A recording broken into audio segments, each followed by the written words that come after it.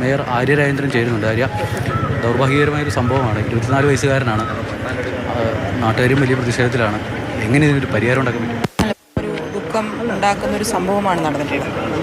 കുടുംബത്തെ സംബന്ധിച്ചിടത്തോളം വലിയ സ്വപ്നങ്ങളുള്ള ഒരു വിദ്യാർത്ഥി മരിക്കുക എന്നൊക്കെ പറയുമ്പോൾ അതിലുണ്ടാകുന്ന ഒരു പ്രയാസം എന്ന് പറഞ്ഞാൽ എന്ത് തന്നെ അതിനെ നമ്മൾ റീപ്ലേസ് ചെയ്യാൻ നോക്കിയാലും നമ്മളെ കൊണ്ടത് പറ്റാത്തൊരു കാര്യം തന്നെയാണ്. ആ വികാരമാണ് ഇവിടെ ജനങ്ങളും അതുപോലെ തന്നെ കുടുംബമൊക്കെ കാണിക്കുന്നത്.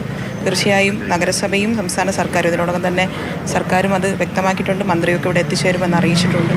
നമ്മളെല്ലാം അവരോടൊപ്പം ഉണ്ട് ആ ദുഃഖ സാഹചര്യത്തിൽ. ബാക്കി കാര്യങ്ങളൊക്കെ അതിനുശേഷം നമ്മൾ ആലോചിച്ച് ചെയ്യുന്ന കാര്യങ്ങളായിരിക്കും. നാട്ടുകാരുടെ സ്വാഭാവികമായ പ്രതിഷേധം. നേരത്തെ സമാനമായി തന്നെ ഒരു അധ്യാപികയുടെ കാലിന് പരിക്കേറ്റ സംഭവം ഉണ്ടായി. ഇപ്പോൾ ഒരു 24-കാരൻ്റെ ജീവൻ നഷ്ടപ്പെട്ടു. അപ്പോൾ എന്ത് തരത്തിലുള്ളൊരു പ്രശ്നപരിഹാരമാണ് നമ്മൾ പ്രതീക്ഷിക്കുന്നത്?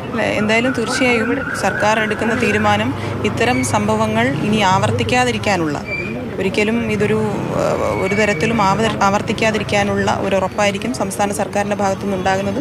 ആ ജീവന് തീർച്ചയായും സർക്കാരിനെ സംബന്ധിച്ചിടത്തോളം വലിയ വില തന്നെ സർക്കാർ അത് കണക്കിലെടുത്തുകൊണ്ട് തന്നെയുള്ള കാര്യങ്ങൾ, ബാക്കി കാര്യങ്ങൾ സർക്കാർ എന്നുള്ള നിലയിൽ തന്നെ പറയുന്നതാണ് പ്രതീക്ഷിക്കുന്നത്.